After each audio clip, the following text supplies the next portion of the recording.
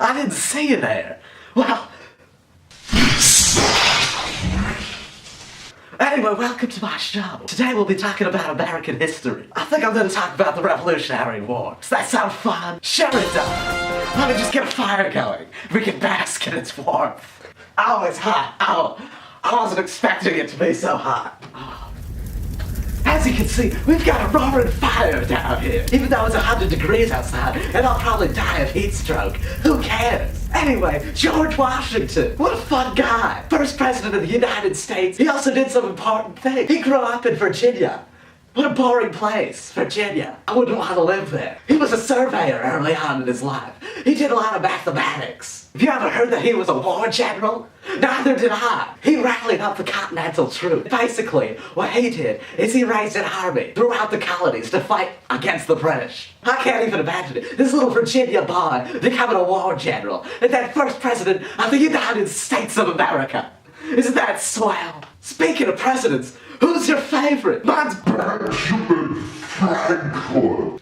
He was like king of the intellectuals or something. He had this long, greasy hair. It was probably filled with ticks, but the ladies just loved him. He'd go to places like France over here. That's right here. You can zoom in right there. It's that little speck right there.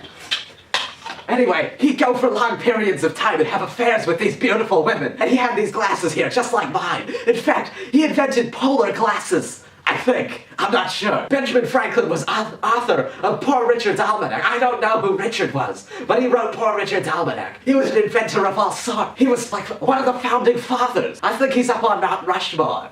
That's not true, actually. Come to think of it, Benjamin Franklin is one of my favorite men of all time. I have a poster of him hanging above my bed. So the war pretty much started at Lexington and Concord. The Minutemen arrived just in time to fire a shot at the British.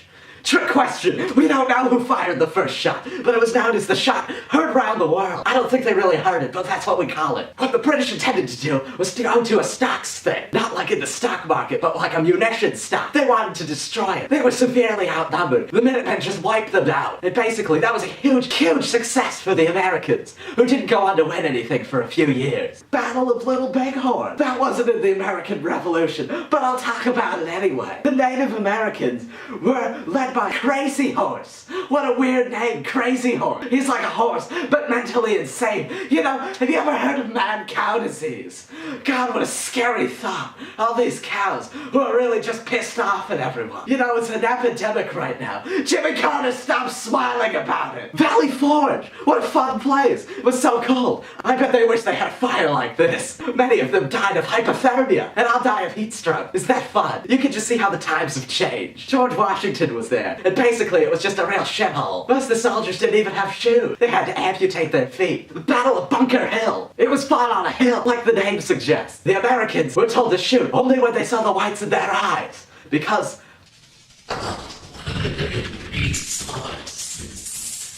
After that, there was the Battle of Saratoga. The British really didn't win that one. And that's why the French decided to help out with the American cause after that. I bet that was all Ben Franklin's idea. Bet it was. You can't deny me that right. I really don't know a lot about the South, so I won't talk about it. Moving on to one of my favorite parts of the Civil War happened on Christmas. What a fun time. The Hessians were these European mercenaries who were hired by the British to guard the area around Trenton. General Washington thinks it's a great idea to lead a legion of soldiers across the Delaware River that night. There's a nice painting, I won't show it though, of him crossing. And there's a nice movie too, I won't show that either. Anyway, all you need to know is that all the Hessians got drunk and didn't know anything. So when General Washington went in, he just slaughtered them all and won. This was a huge success for him, and I'm really proud of little George for doing that. The Hessians were brutally massacred. Meanwhile, while all the fighting is going on, they decided to draft the Articles of Confederation. These didn't work at all. As you can see, we now have the American Constitution. This forms into two parties, the Anti-Federalist and the Federalist. I'm assuming they're just opposites. Alexander Hamilton, he liked banks. I don't like banks, but he liked them. He wasn't quite as sexy as Benjamin Franklin. He wrote the Federalist Papers. Benedict Arnold, what an asshole. He just betrayed the Americans and went to the British.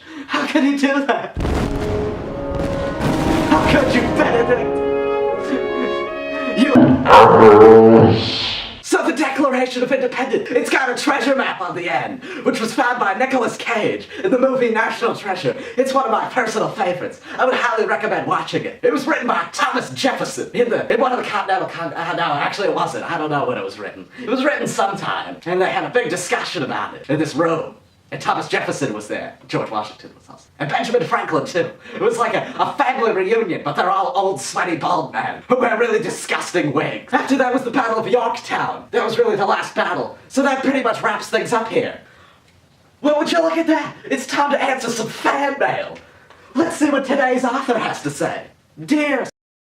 That's me. I didn't like your first video. I found it very uninformative and quite a waste of time. I think you're really just polluting the internet with some bullshit about the American history. Sincerely, George Clooney. Well, Mr. Clooney, I have some things to say to you. First off, I think you're a horrible actor. I think all of your roles should be played by Nicolas Cage. What do you say to that, George Clooney? Today's event in history is the Iranian hostage crisis. I don't know what a hostage is, but I just love Jimmy Carter's smile. It's so big. How can anybody disagree with a man like Jimmy Carter and his smile? Just so fun-loving. I'm sure he got all those hostages home safe, but I can't say for sure. The movie Argo. Argo, fuck yourself, am I right? So that wraps up today, talking about the American Revolution. Remember, if you like this video, you'll love the other ones, and you'll do great on the American APUS history test.